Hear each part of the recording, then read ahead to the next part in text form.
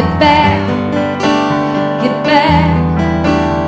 There's no such thing as a lack of time or good. It's all misunderstood.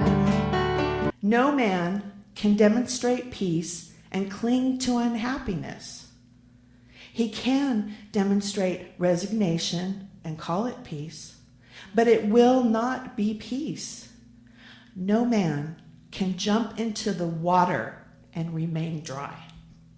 Just a quick recap of our basic beliefs, just for science of mind in a nutshell, I like to say. And usually I can say it with just one sentence: it is done unto you as you believe. But I'll give you just a little bit more. We believe that God is all that there is. There's only one God. There's not two. There's not God and that guy with the pitchfork. Only God. Or even in a simpler way, don't look to your wealth as God, but look to God as your wealth. And when you do, you are wealthy in immeasurable ways. Seek ye first the kingdom of God, and all else will be added unto you. Charles Fillmore, the founder of Unity, wrote in his book Prosperity. He wrote, God's first currency is ideas. King Solomon was probably the world's richest man, and insofar as the world is concerned, he was a great success. He demonstrated prosperity. But he did not ask God for riches. Let us note that carefully. He asked God for wisdom, for ideas. God is mind, and his gifts are not material, but spiritual. I open my mind to rich ideas and rich results.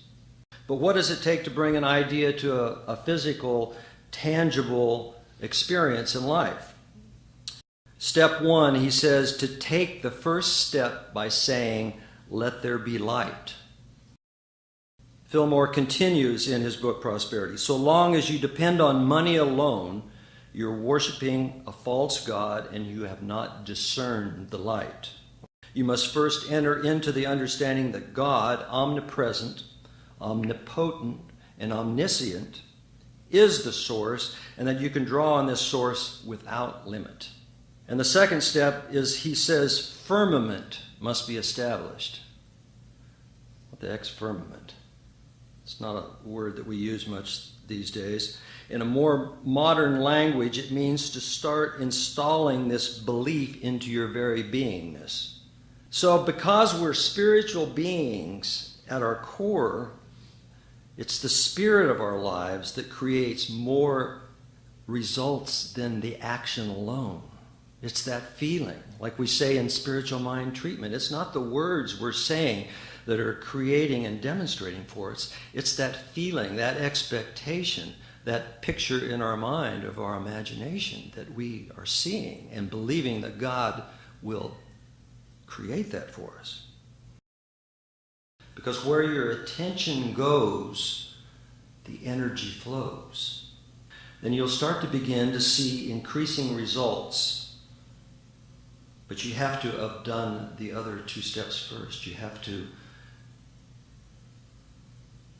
believe.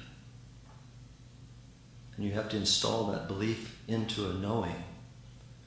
And then you picture your idea. If you work according to the law, conforming to its orderly operation, as revealed in these degrees of creation, you cannot fail, because when you have fulfilled the law, you have found the kingdom.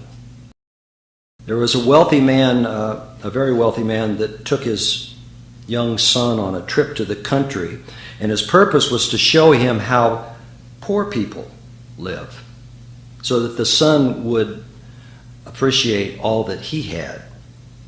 They spent a day and a night at a farm of a very poor family, and on their drive home, the father asked his son, "What did you think of the trip? How was it?"